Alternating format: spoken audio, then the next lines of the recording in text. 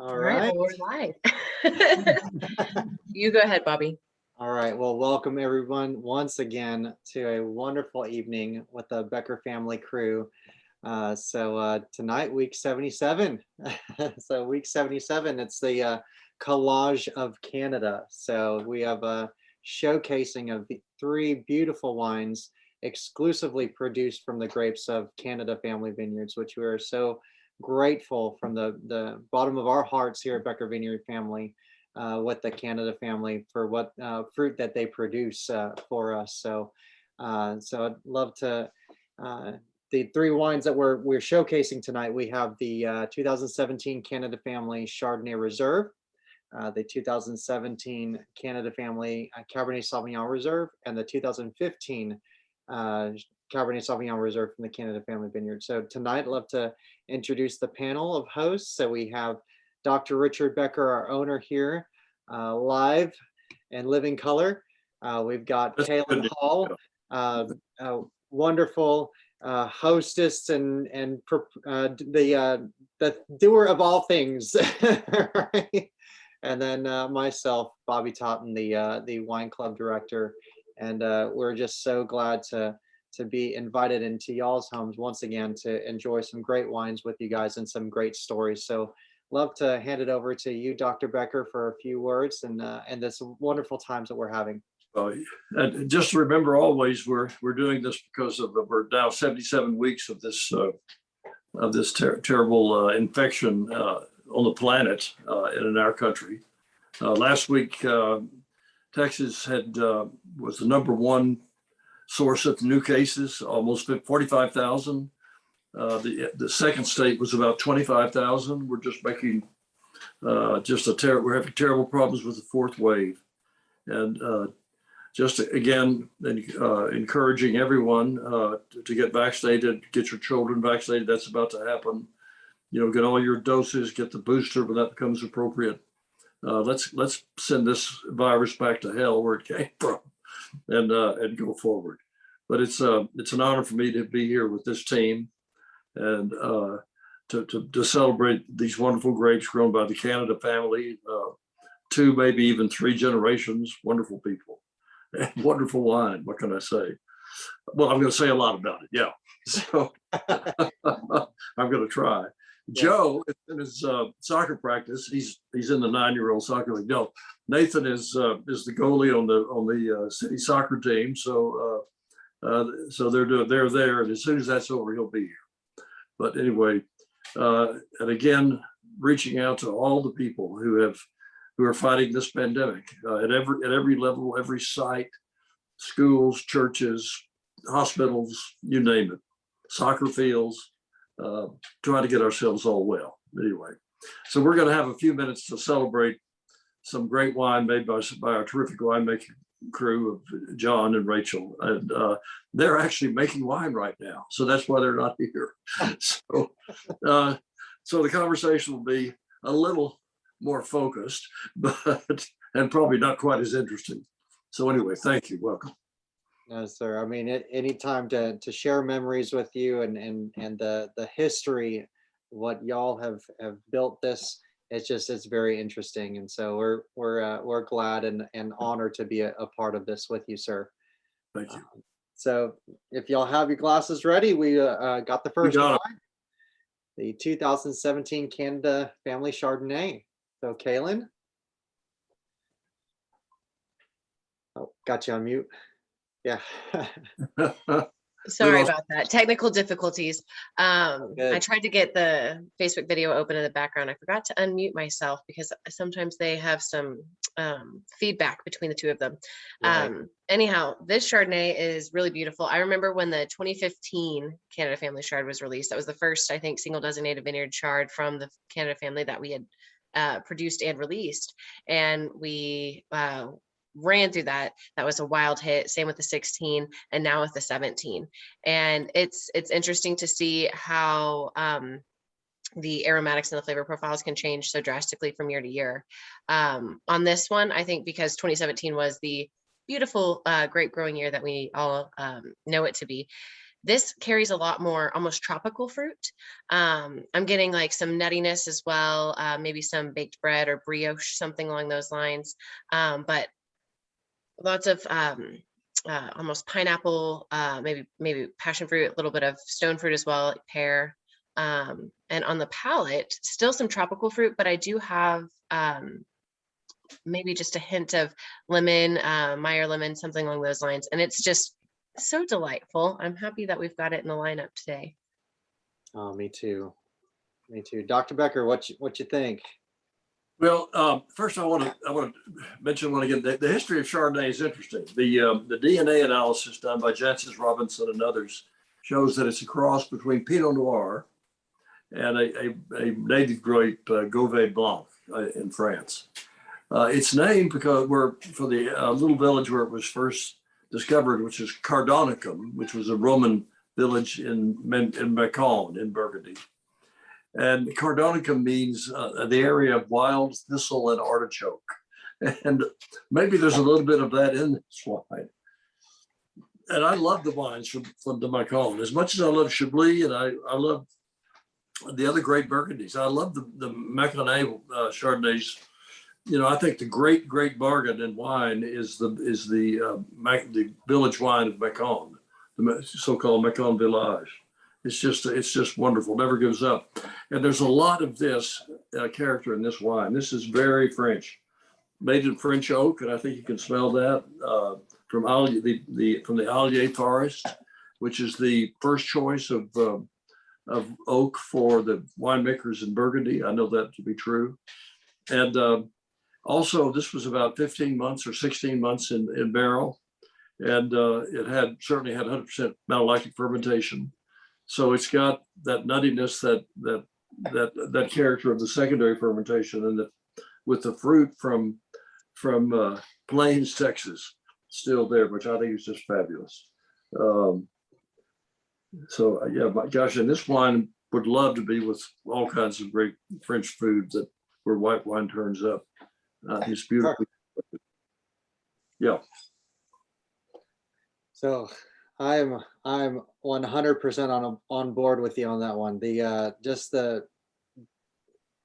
So I love to talk about the Chardonnay, how it's a trigger word with some people. They when they're thinking Chardonnay, they're thinking California Chardonnay, and it gets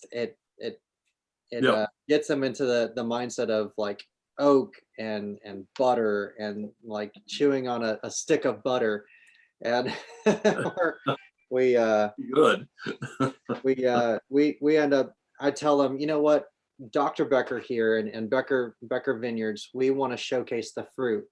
We get such great fruit, and we're so in love with Rhone and Burgundy and the Chablis, and we want to showcase what the fruit can showcase. So you know, when I'm describing it to people, and when we describe it to people, we try to say, hey, you know, take a minute, see what you think. And people are pleasantly surprised by what we produce out of this Chardonnay, how there is so much floral characteristic to it. There is that, you know, tropical fruit that showcases, and it becomes a crowd pleaser to many people. And how it just changes from being really super cold to being like room temperature. It just, the different flavor profiles come out and showcase, and it's beautiful. So but yeah, I have to agree with Bobby. There are a lot of people that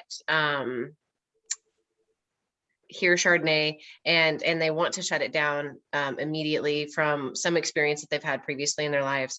And like Bobby said, it's always fun to give them this and say, here, try this. This might be different than what you would expect. I think a lot of New World Chardonnay tends to be that super oaky, super buttery. And while this does have some of those components, it's not overwhelming.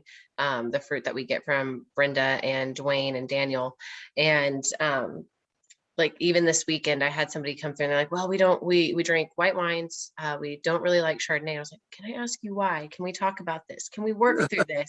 And they ended up really enjoying the Chardonnay and purchasing some bottles. And this is one that I like to share with family and friends as well, just because a lot of people that I know aren't maybe the most familiar with wines, but they know what Chardonnay is. They've read it on a bottle before, at least a couple of dozen times in their lives.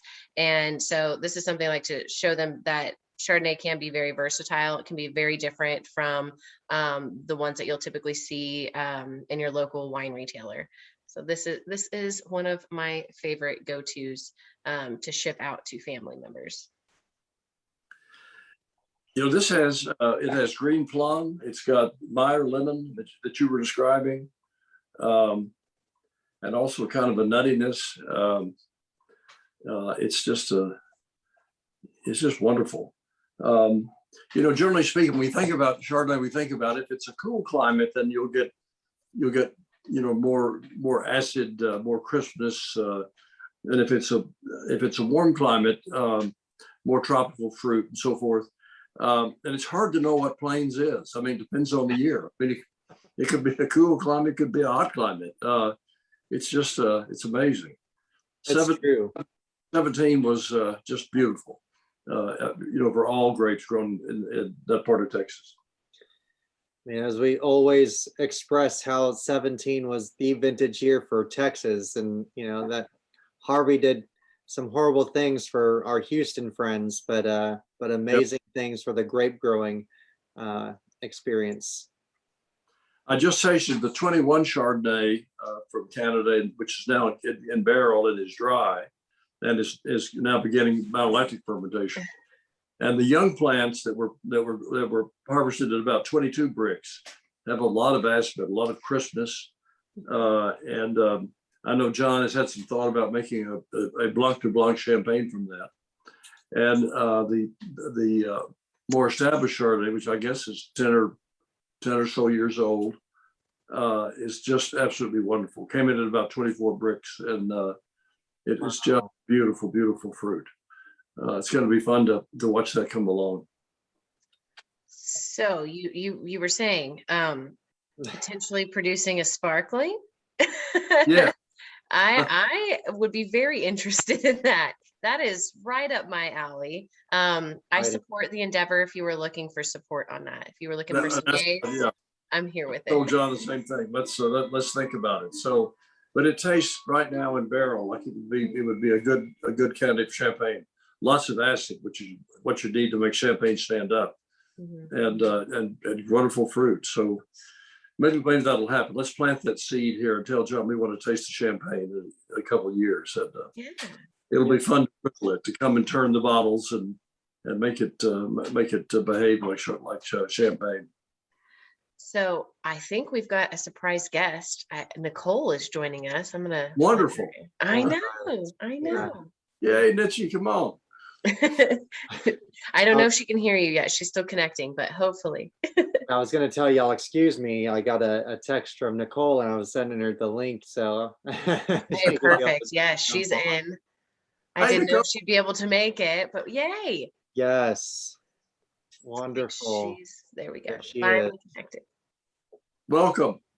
We need you. Come on. Come on with it. How you doing, Nicole? Doing good. Felt good this morning with that crisp, the temperature drop and the crispness in the air. It was really nice. Oh my gosh, I agree. Yeah. Is this officially the first day of fall? Is that what I understand? I think that's right. I think so. So it timed out very well. I was pleasantly surprised myself. Yeah. You know, you probably remember that we planted Chardonnay in that corner near up near the road where we have Petite Syrah right now. And do you remember the Chardonnay that we made from that vineyard? It won a gold medal in the Dallas Morning News competition. Were you on board when that happened, or is that before you? Or can you hear me? Am I? Nicole? No. Okay, I can hear you now. I'm sorry. Okay. So do you remember the Chardonnay that we planted up on the corner of the vineyard next to the road, where the Petite Syrah is now? That won a gold medal in the Dallas Morning News wine competition. And do you remember it? Or I do. That was, Ah. yeah, super nice. Had a lot of expressive fruit characteristics coming across. Uh-huh. Yeah. That was great. And Pierce's disease allowed it to not grow there. But I'll never forget, we got an invitation. Said, you want to go medal in the Dallas Morning News wine competition? You've got to come and discuss your wine at a wine tasting on a Saturday morning at 8 o'clock in the morning. And I said, nobody will be at a wine tasting at 8 o'clock in the morning in Dallas. And but I went, and there were 300 people at a line. It wasn't just ours. We weren't the only wine, but it was incredibly well attended. And here comes help. Huh. Are you live already? Yeah, Let me see. I didn't hear. Oh, it's too late for me to make rude comments. You actually are live. We're trying, John. Come join us. Good. We need some Irish chatter. Well, I walked in on the wrong doorway, apparently. Hey, there Yeah, it is. we're just out finishing up on all the pump overs and everything for the harvest. Wonderful. I will leave you to it. I apologize for Thank you, sir. butting in. No, you're good. He's not camera shy, so.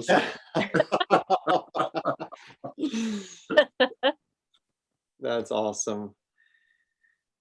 So who is all there at 8 o'clock in the morning? Well, 300 people from Dallas, and Wow. it was. I was amazed. I was stunned. But the wine was good, actually. And knowing nothing about winemaking, we had new French Alger barrels, and we put the wine in the barrels, and we did a fermentation in the barrel, primary fermentation, and then we added malolactic bacteria for the secondary fermentation, and we let it sit for a year, and then we just racked it off the lees, minimal filtration, and put it in the bottle. Wow. I know it. I mean, sounds really easy, doesn't it? And so it's there was nothing happened to the wine but that. Wow. And it got bottled, and it didn't blow up or turn cloudy or go nuts or. That is amazing. And it may not. I don't know. Yeah. I think John does, and Rachel, they do quite a bit more to the wine in terms of filtrations and all things to really make it crystal clear. Ours was probably a little off, but this wine reminds me of it. That's why I'm thinking about it. And we've talked about it before, but there's a memory for taste and smell that's more than you ever think. I know they're aromatic memories, for food and perfume and things like that. Right. But the smell and taste memory for wines is, I think, the more when you're trying to do it, I think it's real. Nicole, Kaylin, are you able to pick up a glass of wine you've not tasted of that variety in 4 or 5 years and have it come back in your mind? You can remember it lights up when you tasted it last. That happens to me a lot. and I think Sorry, go ahead, Nicole. so. You go ahead. I'm still learning, I'm still growing. But there are certainly some wines that off of the nose, I can say with certainty, the varietal, and that's pretty simple. But for specific wines that I have drank a number of times in my life with people that I really love and care about, it brings me back to that moment as soon as I pick up the glass and put my nose in. I'm like, oh, Thanksgiving 2013, and I can rack off all of this. And sometimes I'm lucky enough that I can actually remember what was on that label, but I can remember where and with who. And so that's interesting. And I'm still working on my practice of trying to be aware of what I'm drinking, from where, what vintage year, and nailing down in my brain what I'm smelling, what I'm tasting, how it feels, and any additional information that I can gather. But I think my favorite is whenever it reminds me of a specific moment. Yeah. All right, Nicole. Thank you, Nicole. I would say similar things. And I think the first time it really, I think hit me was having some wines from Chile and taking a sip, and all of a sudden it reminded me of when we were landing in Chile, you know, and you're coming down on the tarmac and you see the Andes on the east side, and then seeing the palm trees. But it was like instantaneous. And then since then, happens more often. But I think the first time that it was memorable for me, that it really stuck with me, was that. And you're right, you remember all these other details associated with what you were just tasting. It's a lot of fun. It's a lot of fun and delicious too. Yes. That's cool. So Dr. Becker, I do agree that that your smell, it's almost like muscle memory. You know, Yeah. you know, you've kind of trained yourself and to get little nuances and whatnot. So when you're smelling something, it takes you back to that moment. And there's certain smells that I get that quite a bit myself. But this Chardonnay, it's so beautiful. And to be able to enjoy this with y'all, and then think about down the road a Chablis or another Chardonnay that we produce, and to look back and know that we tasted a beautiful Chardonnay together here. This is awesome. So I agree. Yeah. You know, Chardonnay is hard to grow in Texas. It buds very early, and we are infamous for late freezes in the spring. Remember, it snowed May 2nd in May of 2013. Snowed. Christy.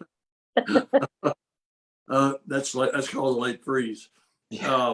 And then it's very thin skinned. It's you know, it's hard to grow in the Texas climate. You need a really cool climate like Plains, Texas. You know, I'm sure that the Canadians are all saying, "What is he talking about?" I'm kidding. So but however they do it, and there's a vineyard on their property that I think Brenda's father planted, and it's still there. And there were a number of years where they didn't, I think, particularly water it a lot or prune it a lot. So there's something about that spot, that site, that microclimate. This may be the Burgundy of Texas. You know, maybe we should have that Pinot Noir up there. I mean, there's could you imagine that a Chardonnay vineyard could just sort of survive on its own in that part of Texas? Altitude, how many feet? 4,000 to 3,000 feet, something like that. And, you know, all kinds of wind and cold air and hot air, and just amazing. Anyway, I'm just so proud to have this in the glass and to know its source. It's great. It means a lot to me. Well, and I think it's worth mentioning that this is a pretty heavily metalled Chardonnay as well.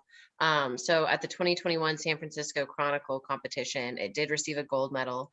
And at the previous year's competition with the Chronicle, it won a silver medal. So well, let's enter it one more time and we're going to get double gold. That's what I think. It just needs a little bit of time to continue to evolve, because it's beautiful. It was beautiful when it was released. It's still really beautiful now. So I think it can be absolutely exceptional as well next year, and maybe we'll just knock them out of the park with it. Well, you know, so all these wines, so this one gold, both the cabs won double gold, didn't they? 15 and the 15 for sure did. The 17, I believe so. I think so. It won at a different competition, a double gold. But it's in San Francisco, yeah. This is a pack of heavy metal. Okay. All right. Yes. So shall we move on to the cab? And well, I have to drink more Chardonnay. Okay, all right. There'll be more there, hopefully, if Margaret saves you some. Right. And are we moving on to the 2017 and then finishing with the 2015 cab? Is that my understanding? That's what I'm thinking. Yeah. Awesome. Yes, had to keep my glasses all different so I could keep everybody straight here. So, anybody know what Cabernet means? No, sir. So it's basically from Caput Nigrum. It means black head, and so referring to the dark fruit that was growing on these vines. And you know, of course, it's a cross between Cabernet Franc and the white grape Sauvignon Blanc. That's where Cabernet Sauvignon appeared, and really appeared sometime in the 18th century. It's a fairly late comer, unlike the Chardonnay or the Cabernet Franc or the Sauvignon Blanc. They're ancient grapes in France. But it's fun to think of it just named for the color of the fruit that was growing on the vine. People saw very dark. Mhm. The nose on this is extraordinary. Mm. Oh. Just a beautiful wine. Bobby, what are you smelling on this? So I get a little bit of almost like a cedar note, a little bit of forest floor, some raspberries, a little bit of that pyrazine. The raspberry's amazing, isn't it? Yeah. It's so gorgeous. And it's just art in a glass. Right.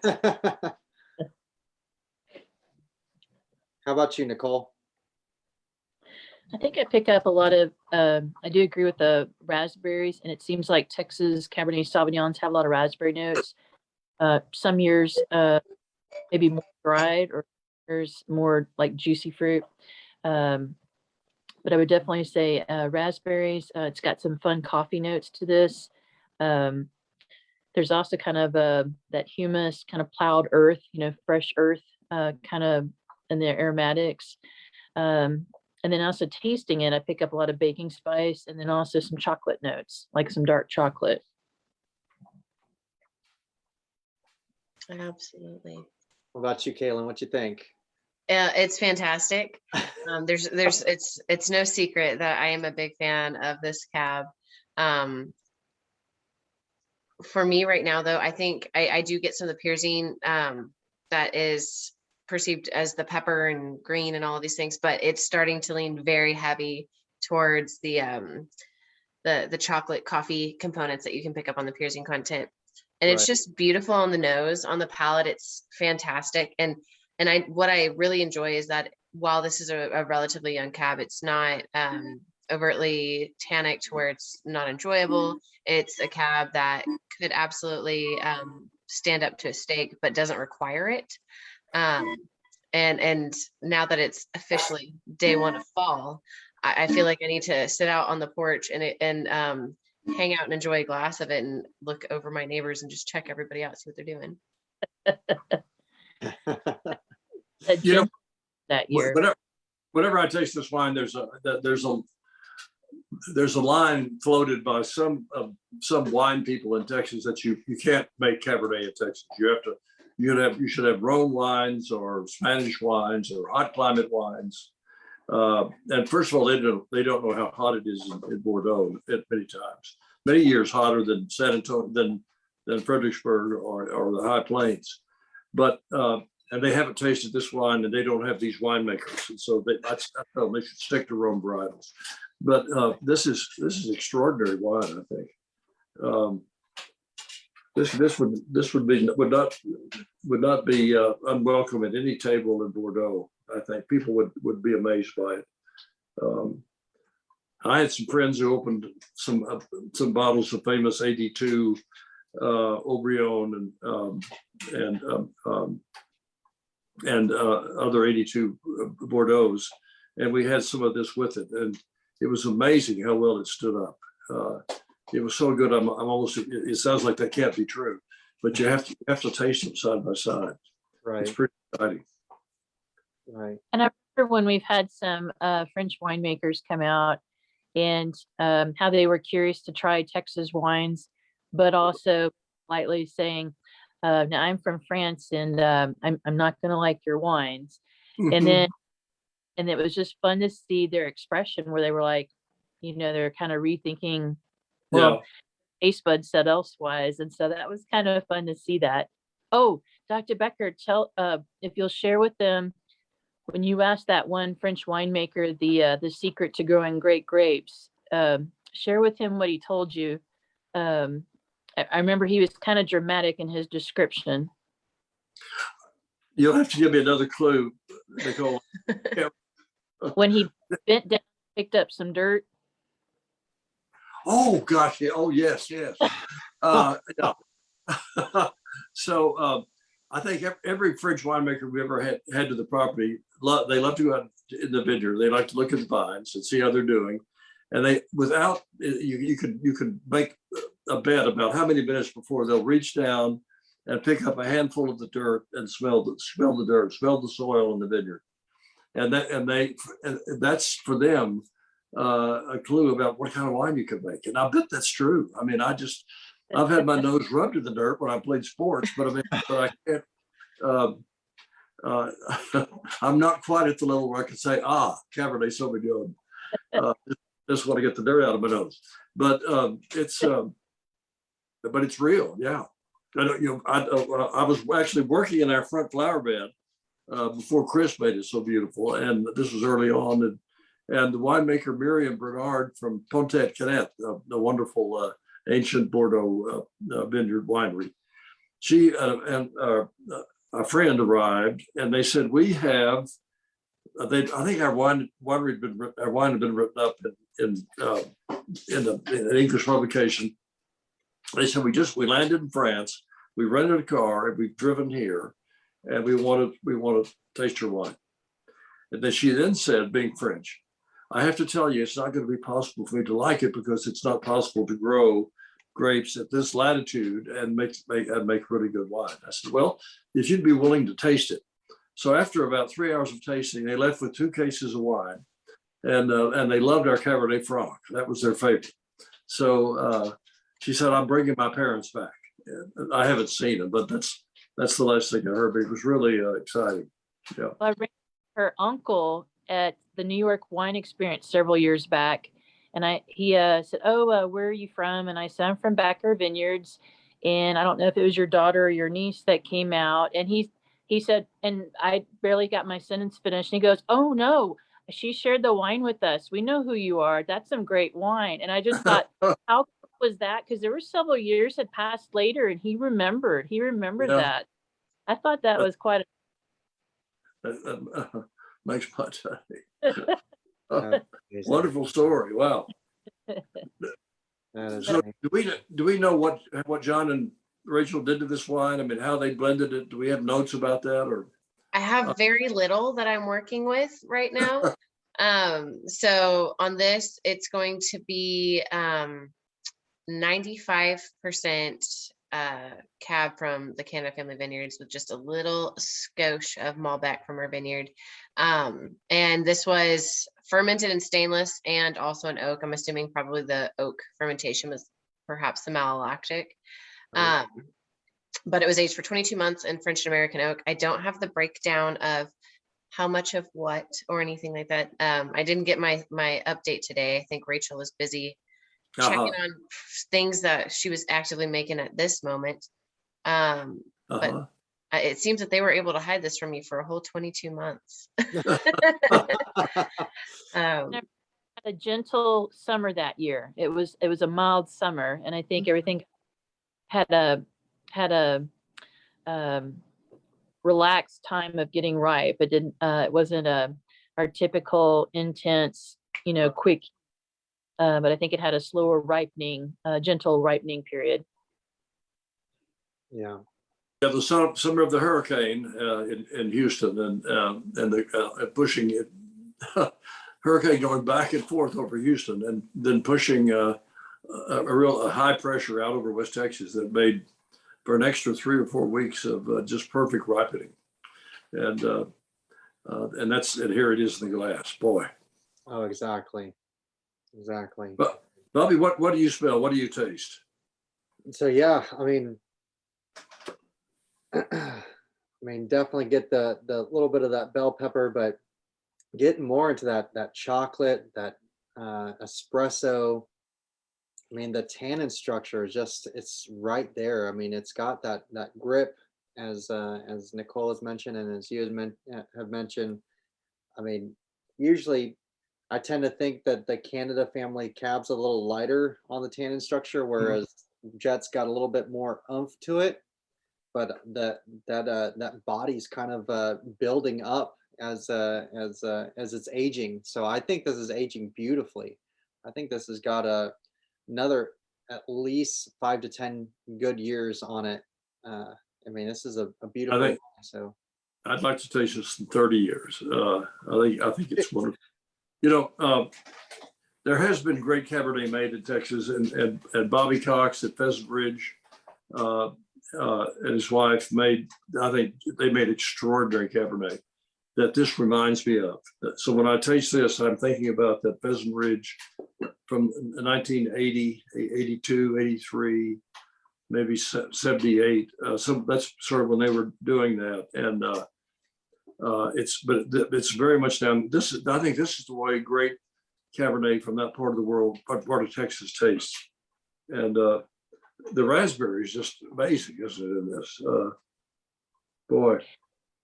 Dr. Becker, can you touch off on delistage, about how we practice the delistage with our red? Well, so when we're making wine, we do the red wine fermentation in stainless steel tanks, the primary fermentation, and the reason is that we have to ferment the skins, the seeds, the juice, maybe some stems, and that's where the tannins and the flavor and the color come from. And it's number one. But number two, the great discovery about winemaking was that it's exothermic. And Andrei Chelychev, who was a white Russian who came to Paris after World War II and then became the great winemaker at BV in Napa, invented the jacketed tank because he identified that if you allow fermentation to happen in a big container, the temperature will rise to 115 degrees. And that makes the wine very thin. You lose a lot of the glycerin and a lot of the components that make wine rich and red. This wine is so rich, it's just amazing on the palate. And so if you keep it cool, if you keep fermentation at the high 80s, low 90s, then you get a very rich wine. You slow it down, it'll still happen. And so we pump a lot of propylene glycol through our tank and keep the temperature down, keep it cool. So that's happening in the tank, but we need to do things to extract more color and flavor from the skins because the skins will all float to the top of the tank and form what's called a cap. So one thought is to get above it and try to push it down, or to pump wine over the bottom and kind of fire hose through it to break it up. But the best treatment is delistage, and that's where you pump all the wine out from under the cap. So the cap on a 2,000 or 3,000 gallon tank, which is maybe 1.5 feet or 2 feet thick, as all the wine goes out the bottom, it slowly sinks to the bottom. And you put the wine, as soon as the cap's at the bottom, the wine is in another tank. And then you bring that wine back over the top with a pump into the cap, and you break the cap up and put the wine back in the tank with the skins where you're getting color extraction. So that's delistage, and it's very effective. And we do that once a day, sometimes twice a day, kind of depending on where we are with flavor and extraction. But I think this is poetry in winemaking right now. This wine is whoosh. have to agree. Is our door open? Yes. Okay, good. We're about to have, I saw grandchildren running by, so I think we're about to have Joe arrive. Oh, wonderful. That's amazing. So this is some medals. Oh, It's God. won a few medals, many medals, if you will. So I'm going to, I think, work my way through. I'm sorry, say again. Oh, no, sorry. I thought, okay. So we are starting off with the 2021 Houston Livestock Show and Rodeo International Wine Competition, a double gold, reserve class champion, Texas class champion. So several things in one there. The 2021 San Francisco Chronicle Wine Competition, a silver medal. And the San Francisco International Wine Competition, also a silver medal. And yeah, so it's done some things. It's won a few medals and a few championships, if you will. It's seen some places and some palettes. It has. That's Uh, amazing. So, Nicole, when you're tasting grapes in the vineyard, when you out and taste the grapes, are you able to say, I can see the characteristic in this grape that's going to get translated into this wine? And I'll volunteer that I think I'm able to do it. And I think for me, I know I'm asking you a question, but I want your answer. But for me, it's both tasting the skins, tasting the juice, and then chewing up the seeds. And you're not really ready to make wine until the seeds are easy to chew. They're not green. They're kind of crisp. What do you think about that? How do you see that? I think there's truth to that.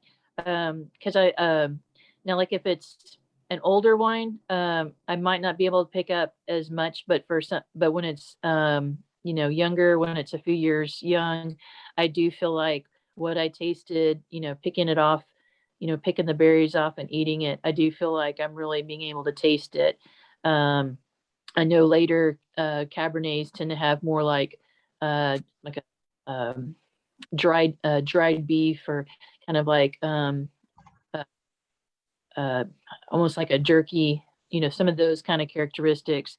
But when they're young, I do feel like, yes, I do feel like just tasting it, you do pick up those characteristics, and also kind of a little indicator of where the tannins are going. Because year to year, even though Cabernets have the thickest skins of all the varietals, I think it's Cabernet and Nebbiolo, some years the skins seem a little thicker than other years. Caitlin, have you been caught out in the vineyard eating grapes? I mean, what? A few times. So I know a few months ago there was a birthday luncheon that you were at, and you came outside, and I was with showing some kids in the vineyard how grapes taste when they're going through veraison, a green berry versus a red berry and all of that, and how different that can be. I don't know that I have actually can try to map out what I taste in a vineyard on a grape and then translate that into a finished wine. I do know that trying wines as they are being pressed, or not wines, I guess they're juices at that point when grapes are being pressed out.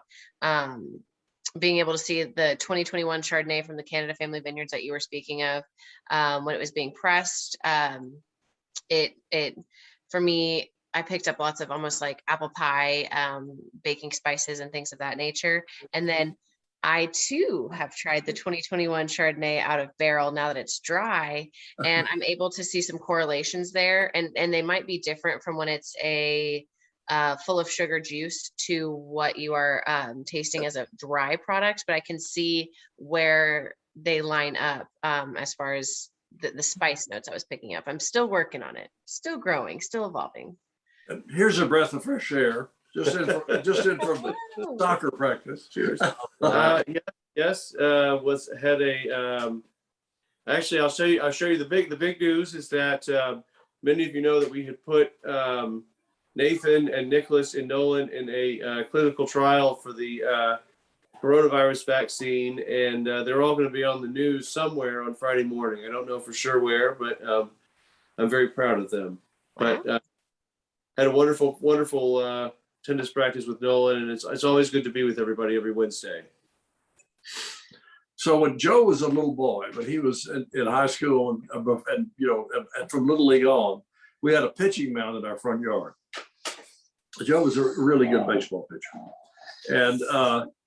and we used to. So I was working like he is, but when he was pitching in high school, he said he pitched better if he could just warm up with me a little bit. So I'd come home, get my catcher's mitt, get my all kinds of protection on, and here comes got faster and faster, and he got 2 or 3 college offers to pitch in college, and he got scouted by the Cubs, I think, and so he was bringing it, and so now he's doing this with his kids. It's kind of fun to see. The dad is very kind, because in baseball, as we say, there may have been a few 55-foot curveballs. Oh, jeez. Knowing that the distance between the mound and home plate is 60 feet 6 inches. Yeah, But, so my knees weren't very good, so I had a little stool that I sat on that was made out of 2x4s, and Joe hit one of those and broke it with a fastball. So I thought there's some danger here, Yeah. but I survived sort of. So I do remember thinking that in high school in Little League that I didn't feel like I could have a good game unless Dad were there. So that for sure. Yeah, some good ones. Thank you. Anyway, so Joe, how about some comments on the 17 Canada? This is interesting. We've now tasted this wine several times on this virtual tasting, and I remember starting to taste it a little over a year ago, and we were at that time we were always talking about the lighter red fruit notes that you get from Mrs. Canada's Vineyard. But boy, this is maturing. This is darkening. This is rich. This is it's incredible how this wine has aged. That this is a comment to her vineyard. I got a sweet text from the Canadas a couple of days ago, just telling me that thanking us for buying their grapes because they had finished harvesting, and I wrote back and I said, "What do you mean thanking us? Thank you. This is these are beautiful grapes, and this is I think this is one of the great Cabernet vineyards in the world." True. Yeah. Now it's so cool to see the finished product of the fruit of their labor and the labor of their love, expressed in a finished product. It's amazing.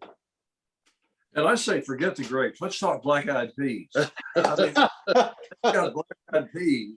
I mean, Dwayne sent me some which were unbelievable. I mean, I grew up eating black-eyed peas and antelope, and I love them. I mean, it's just we had those a lot of nights when I was a kid, and they were all good, and with cornbread.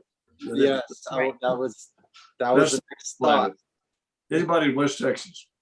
So the last time we were there, I was there with my wife, and we were taking and John was there, and we were going around with Patrick, our new general manager, and we looked at the Canada's Vineyard and stopped by to look at his garden around his house, which is just truly unbelievable. And he gave us some wonderful squash and some onions. And I said, I have to tell you, my dad loves black-eyed peas. So sure enough, some black-eyed peas appeared recently. But it's just like their grapes. It's pretty spectacular. Wow. Those black-eyed peas ought to get the recognition that this wine is getting, is what I think.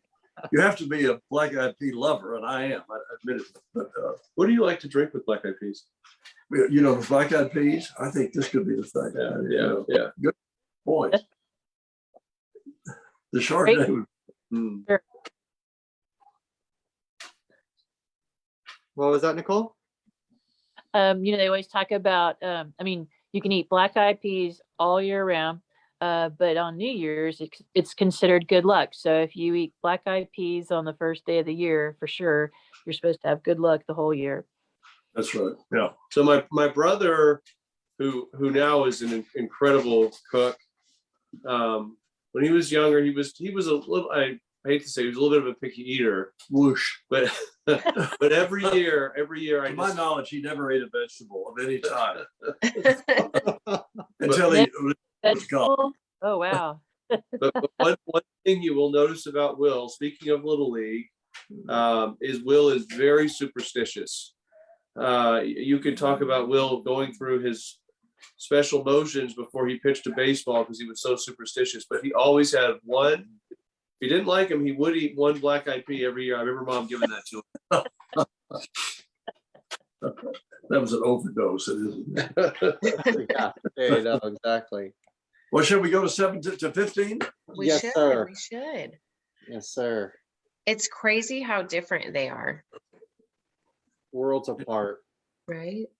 That is one thing I think is fun when you're doing verticals, is seeing where, knowing that they're all from the same locale, starting off the same, or I say starting off the same, um, ideally starting off the same, but different elements Oh, can make taste different, too much uh, rain.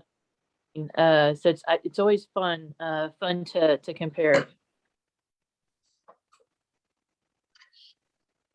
this wine is special.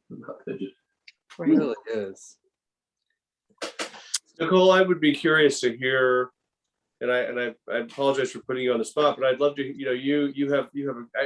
really think you have a great palate, and Thank I think, and I'd be curious to hear how do you feel like Mrs. Canada's grapes, her wine has aged in the bottle?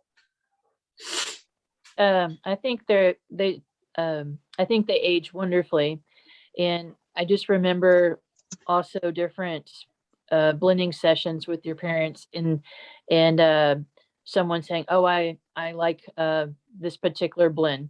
So for those watching, before we do the bottling process, we'll try some wine samples blind. Like it might be 100% that fruit, or it might be a blend. And it's just labeled by glasses A, B, C, D, E. And then we're all tasting them and then doing a comparison process of elimination. We may all agree or we may not. And someone would make comment like, "Oh, I think C was a really good one." And Dr. Becker would go, "Not enough grip." And so just, Dr. Becker didn't know what he was doing, but grip being our word for having the right amount of tannins. Like too much tannins turns us all off, and we kind of cringe. But you still have to have that right amount of tannins to help give longevity to the wine, and then of course also acidity too. And so, so I guess just after having tried through different wines, recognizing where you have that right amount that you want to keep to help with the ageability, and it has been fun trying some of the older wines, and being excited to, you still recognize it as a Cabernet, but now maybe it took on that kind of beef jerky, dried beef kind of characteristic. It's still having the fruit notes, but now the fruits are more subtle, but still having nice tannins. And so that was really exciting especially when you didn't know, if you've only been in the business a few years, not knowing how long they were going to hold up, and then being able to try them later, being in the business long enough where you're like, "Oh, I can try that now," and then seeing that's been very exciting. So I was a little bit of a long answer to your question, but no, I think they've been holding up beautifully, and also as they've been aging, they've taken on kind of a gracefulness too, which has been exciting. Subtleness, Well but said. definitely grace in the, but definitely very exciting. Carolyn, weigh in on this. Tell us what you think.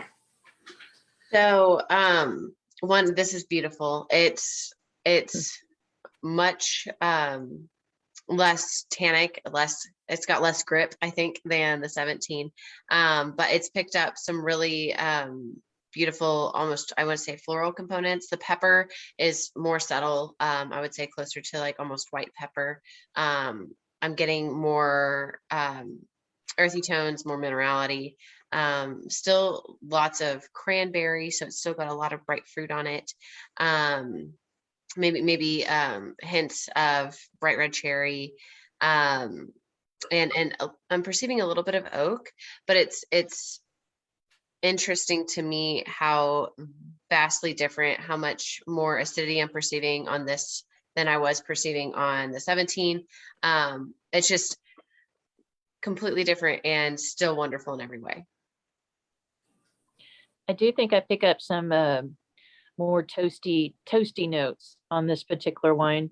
Maybe a little bit of toasted nuts, a little bit of maybe kind of a caramel characteristic, but it's not all very gentle, and a little more on I would say the toastiness is a little more subtle than as if it was a younger wine for this particular vintage. almost a little pecan. Yeah. Right. In it.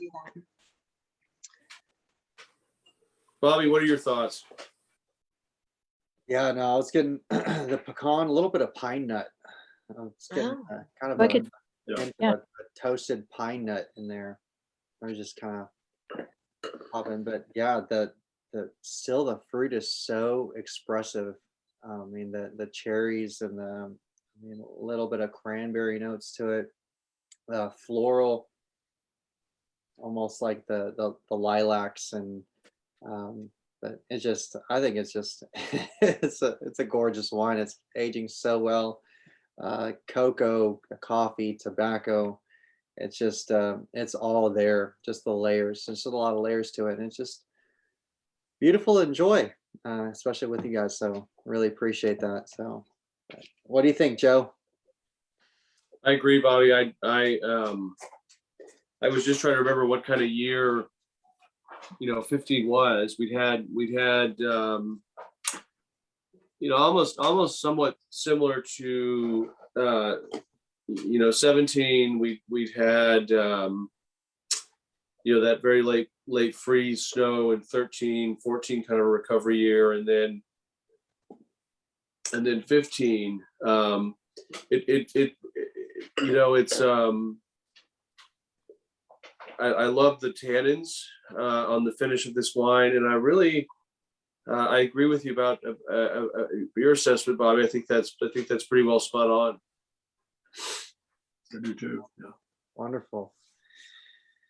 Yeah, this is one of the illustrious double goal winners of Right. the 15s, Wilmeth and Canada, and then the Raven, the 14 Raven. Right. So I think the 4 double golds and then the beautiful Reserve Merlot all Right. together. So I think 15 was a great showcase year for us, and I just looking forward to many more to come. So, I feel like it's so much our responsibility to make this level of wine out of the level of fruit that they send us. That's to me, that's the great challenge for us. And to have the Chardonnay that can win a gold in San Francisco, and these Cabernets that can do the same. That's just that's a challenge that they had. That's like a relay race where somebody hands you the baton, and it's a beautiful pass, and then what do you do with it? And I'm so proud of John and Rachel with these wines. no, exactly, and how we're just raising the bar every year, just showcasing the best that Texas can produce and the best that we can provide. What these wonderful growers produce for us. So yeah, now comes to the time to where it's pick a wine, pick a food. So we could do a dish for This is hard. an individual wine. So I'll Joe, if you want to start us off with a wine and a food, since don't want to put you on the spot, but No, gosh, I put you on the spot probably a second ago. no, not at all. So let me think. If I had to take, I guess if I had to take the easy way out, I think you could. Let me get a. On the 17, I think you could. I think I'm thinking in my mind. I'm thinking beef bourguignon and coq au vin, and trying to find the right pairing for each one. And I'm thinking maybe more of the coq au vin on the 17, and I'm thinking our great chef Michael's beef bourguignon for the 15. A little meatier, a little slightly, just a slightly richer food. Yeah. Yes, sir. Awesome. So yeah, I just want to, lay it out there, since we are starting in the fall, no pumpkin spice anything. So I think I've had my fill of pumpkin spice of anything. So yeah, we'll just Bobby, that's awesome. I'm glad you said that. So Kaylin, what do you think? Wine and a food. first and foremost, pumpkin spice. No. uh, obviously. Everywhere Um, right now. So I think I'm going to do two things. So for the Chard, I want a really lovely baked like triple cream brie with truffle honey. I think that just sounds phenomenal. And I love the baking of the brie, or even almost a grilled cheese Monte Cristo situation with maybe some like fig jam, something like that would be just fantastic. And then on the 15 cab, I think I want like a really lovely burger with like Gruyere and maybe like some type of like Malmsey mushroom sauce that Michael makes. I think that sounds really good. So I'm hungry. It's dinner time. I've been thinking about it for an hour now. So I think I've perfected my meals. That sounds good. Dr. Becker, a wine and a meal. So last year, last winter, Margaret made a beef bourguignon in a slow cooking pot. And every time it kind of cooked down, I said, just add another bottle of wine. And the alcohol cooks off. And so probably by the end of the week, we added 3 or 4 bottles of wine. And it was the best beef bourguignon you've ever tasted. So that would be very good with any one of these red wines, these cabs. And I want to have oysters on the half shell with this great Chardonnay. That's my vote. Yeah. Amazing. I think with the Chardonnay, I'd go crab cakes. Yeah. Ooh, The Chardonnay, and then I think with the 17 Canada cab, I'm thinking beef fajitas. I don't know. Yeah. Just I'm still in the summer mode.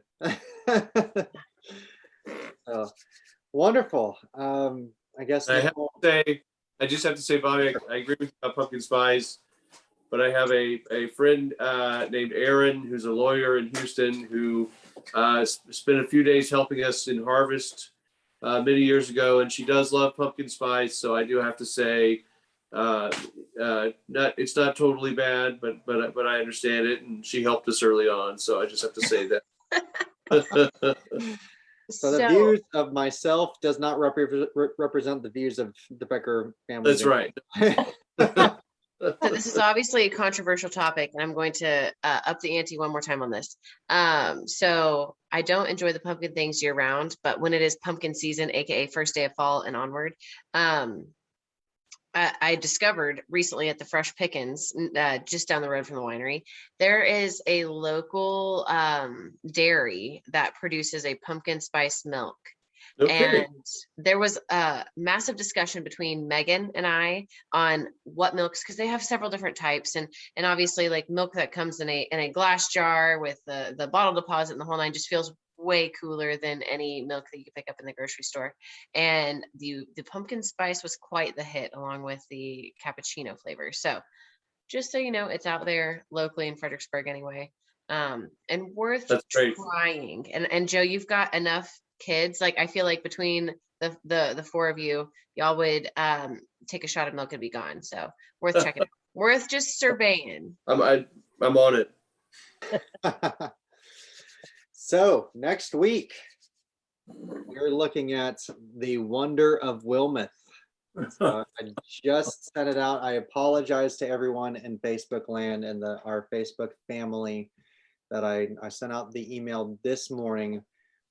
Week 78, the wonder of Wilmeth. It will be the 2018 Dolcetto, the 2018 Wilmeth Family Cab, and the 2015 Wilmeth Family Cab. So how we tasted the 15 Canada, we're doing 15 Wilmeth next week as well. So, and I've just had a stroke of genius. Since we're going to be discussing wines from Tokyo next week, I would invite our watchers next week to share their favorite haikus with us. Yes. Hello to the haikus. And I think one more thing that's important to mention, it's official. Emails have been sent. Everything's been opened up. Our 22nd annual Lavender Festival will be happening this year. So it's quite a bit different than previous years. 1, it's in October. 2, it's a one-day event. But if you guys are seeking any information about it, feel free to message us on Facebook, send us emails through the website, whatever you need to, give us a call. We'd be happy to walk you through and get you booked to come out and visit us. Yeah, and as y'all have been seeing on the virtual tasting emails, there have been lavender in the background. That was intentional because we're getting ready for our Lavender Fest. And everything can be booked through the website as well. And any of us at the winery would be more than happy to get you squared away so that we can see you on the 16th. Totally. Cheers. Well, once again, thank you everybody for inviting us into your house, letting us be able to enjoy wine with you guys. And here's to health and great wine. Cheers. Cheers. Cheers. Thank you. Thanks a lot.